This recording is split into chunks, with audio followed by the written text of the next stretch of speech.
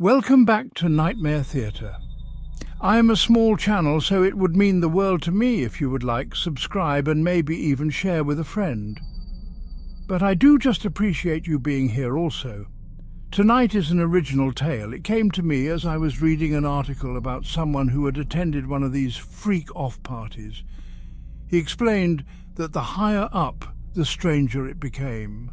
The terrible thing is that the truth in this situation is probably worse than any fiction I could come up with. Anyways, grab a hot drink and sit with me by the fire. The night I went to a Diddy Freakoff party. I've done some reckless things in my life, but nothing compares to the night I went to the P. Diddy Freakoff party. It was one of those urban legends, whispers among people who swore they knew someone who had been invited, though no one ever seemed to meet anyone who actually attended. But somehow I got an invitation. A black envelope with gold lettering slid under my door one night. No return address, just a date, a time, and the location of a mansion on the outskirts of the city. No signature, no host's name. I knew what it was, though. Everyone had heard the rumors. And like an idiot, I went. The night was warm and heavy with humidity as I pulled up to the mansion. It was massive, towering 8 stories high, surrounded by wrought iron gates and bathed in the eerie glow of moonlight.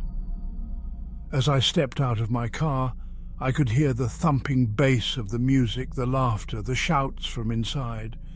This was it, the infamous P. Diddy Freakoff. I walked up the steps, my heart pounding in time with the music. At the front door, a man in a tuxedo and a white mask greeted me, his lips curling into a knowing smile as he opened the door without a word. The first floor was everything I expected from a celebrity party.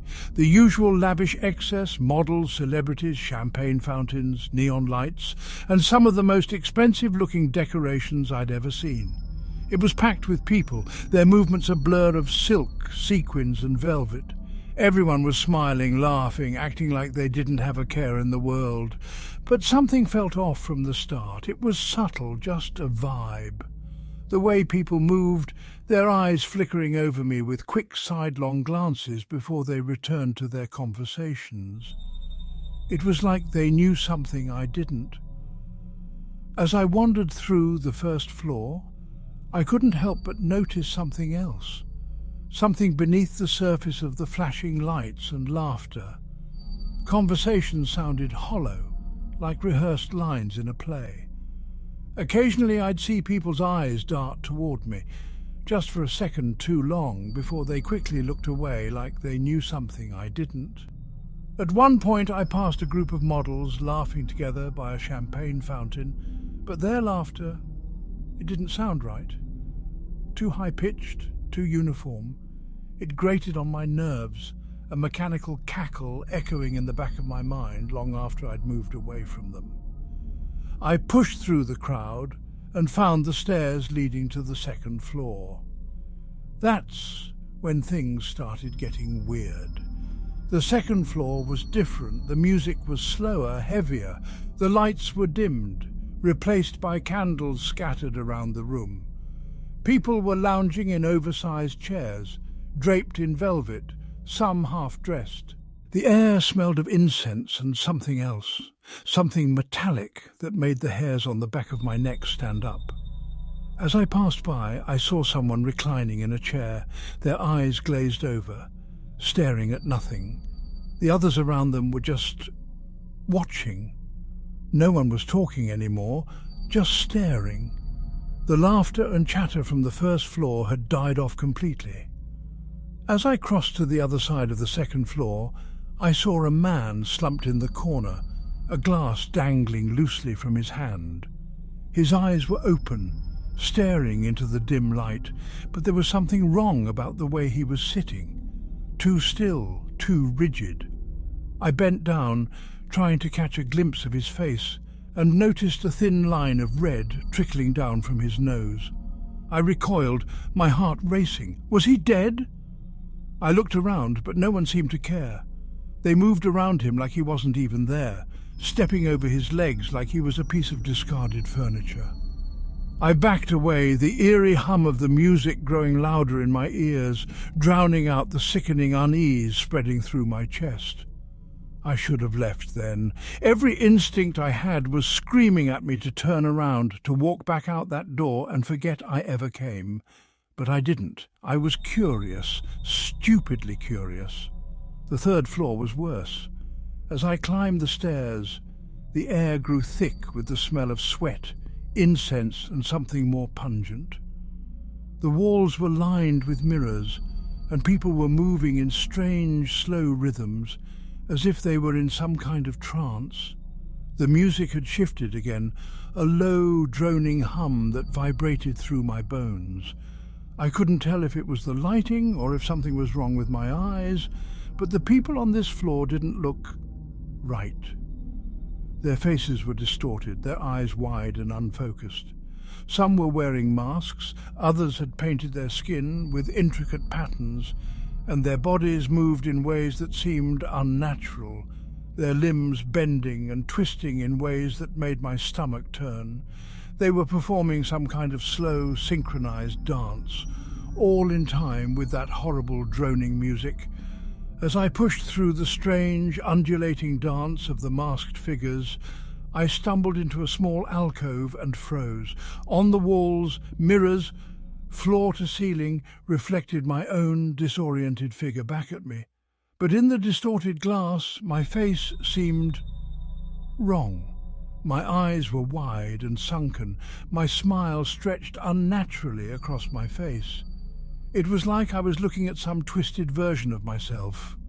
I tried to move, but the reflection lingered for just a second too long, moving after I had already stepped away. I blinked, my pulse racing, but when I looked again, the reflection was perfectly normal. I shook my head, trying to shake the sickening feeling crawling up my spine, and continued deeper into the floor. Someone brushed past me, a woman with long dark hair and a blank expression. She didn't say a word, just slid past with her eyes fixed on mine, unblinking. I tried to move further into the room, but it felt like the walls were closing in on me, like the air was growing thicker, heavier. I needed to get out. I forced myself to keep moving. The staircase to the fourth floor loomed ahead, but as I started to climb, I felt eyes on me again. All around me, those blank, twisted faces turned in unison, their gazes locking on me. The hair on the back of my neck stood on end, but I kept going, my heart racing. The fourth floor was quieter, too quiet. The droning music had stopped entirely, replaced by a strange, rhythmic sound that I couldn't place at first. It took me a moment to realize it was breathing, slow, laboured breathing coming from all around me. When I first stepped into the darkness of the fourth floor, my body shuddered from the cold, damp air. As my eyes adjusted, I noticed a figure hanging from the ceiling, suspended by thick ropes, tied intricately around their body, almost like a grotesque marionette. At first, I thought it was a performance art piece, but then I saw the slow rise and fall of the figure's chest, a faint, rasping breath escaping their lips. The others in the room, sprawled on the floor, whispered in rhythmic unison, their voices low and guttural. I took a step closer to the hanging figure, but one of the masked people slowly turned their head toward me, their lips twitching into an unnatural grin as their whispers grew louder. I backed away, my breath quickening as I hurried toward the stairs. The room was almost pitch black, lit only by faint, flickering candles. People were lying on the floor, their bodies twisted in unnatural poses, their chests rising and falling in slow, synchronized breaths. It looked like some kind of grotesque performance art, but the longer I watched, the more I realized they weren't breathing. They were moving in time with the sound, but their chests weren't moving. It was as if they were mimicking the sound, their bodies twitching and convulsing in time with each ragged breath. I couldn't take it anymore. I turned and bolted for the stairs, but the exit was gone. The hallway had twisted, the doors melting into the walls like a living organism. Panic gripped me as I stumbled back, trying to find any way out. When I reached the 5th floor, the hallway was lined with strange symbols drawn in what looked like dried blood. The people here weren't partying anymore. They were kneeling, their heads bowed, their hands raised to the ceiling as if in prayer. But it wasn't any prayer I'd ever seen. Their mouths were moving, but no sound came out, just the low hum of energy that seemed to radiate from the walls themselves. As I walked among the kneeling figures on the 5th floor, the walls around me seemed to pulse and breathe, like the building itself was alive. The symbols etched in blood glistened in the faint light, and I could feel a low hum vibrating through the floor beneath my feet. As I passed one of the kneeling figures, I caught sight of their face. There was something horribly wrong with it. The features were blurred, like their face had melted and fused with the mask they wore. Their skin seemed to ripple, and a low groan escaped their mouth, a sound so guttural and inhuman that it made my stomach churn.